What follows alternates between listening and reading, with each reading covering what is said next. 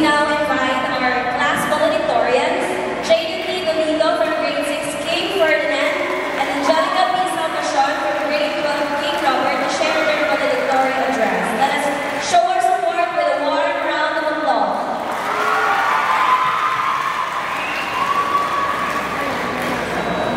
King's Montessori School President, Dr. Leonard Parachalan, our school principal, Dr. Patricia Geraldine Parachalan, our honorable guest speaker, Mr. Arnel Peralta, esteemed faculty members, fellow graduates, parents, KMS community, good evening. This has been the most significant performance task I ever made so far. The longest too, for this started since I was in grade 1. I had the winning streak for 5 years. So in my 6th year, parang masakit po kung hindi ko siya matatapos as valedictorian. We were challenged in my last year, but we are determined to win. Sinasabi ko po na we, dahil hindi po ako mag-isang nag-achieve nito. My parents were there. Hindi po nila ako iniwan. Maraming beses na po namin itong pinag-usapan, iniyakan. Ganun po namin siya na gusto.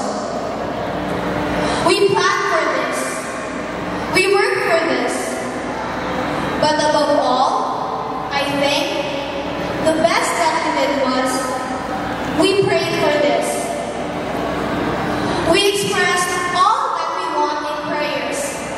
All includes my exams and my inter-school competitions. Ganon po ito kahalaga sa amin. Short of saying, pati speech ko, parang nasimulan na buhin, start pa lang ng klase. Pero hanggang sa huli, iniiyakan pa rin ni Mommy. I am in front of you today for 2 reasons, 2 biggest motivations that led me to this. Maaari pong simple lang para sa iba, pero yun po ang nag-inspire sa amin to get this victory. Let me share to you the first reason. Sabi po ni Mommy, anak, pag hindi ka magiging valedictorian, hindi mo ma-mention sa harap ng maraming tao ang mga nag-work sa elementary days mo. Hindi mo mapasasalamatan. At hindi mo mapararamdam na naging mahalaga sila. Maraming salamat, Jenica. Pinahiram mo ako ng paper and pencil noong first day ng school. Kasi ang dala ko lang ay baon. May pencil din ako, pero noong naputol, wala akong dalang sharpener. Ishi, sa'yo ko unang narinig ang "Can I be your friend?" Pumunta ka ba sa front seat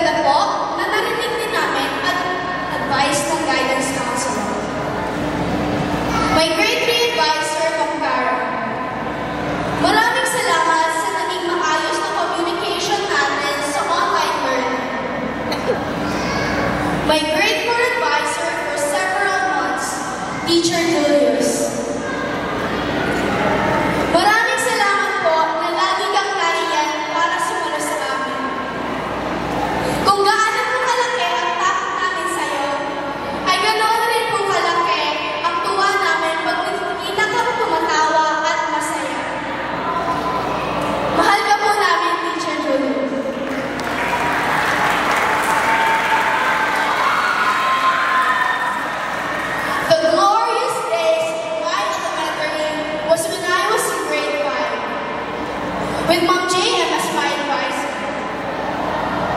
Maraming salamat, Ma'am JM, sa pagmamahal sa akin, sa pagtulong na ma-achieve ko lahat ng iyon. Maraming salamat na hinintay niyo ako mag-graduate. Ma'am Jen, my grade 6 advisor, maraming salamat po sa pagtitiwala na kaya ko to at nandito na nga po ako.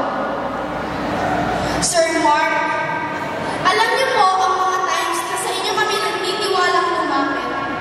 Maraming salamat po.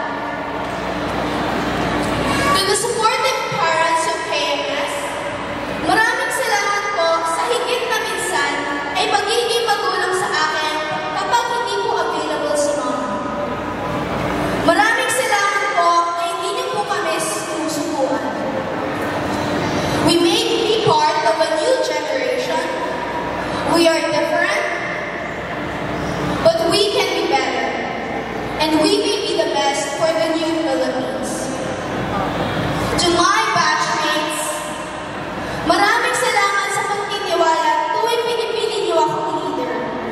At sa aking mga pagkukulang, humihingi ako ng paumanhin.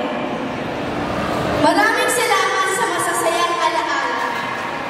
Mahal ko kayo.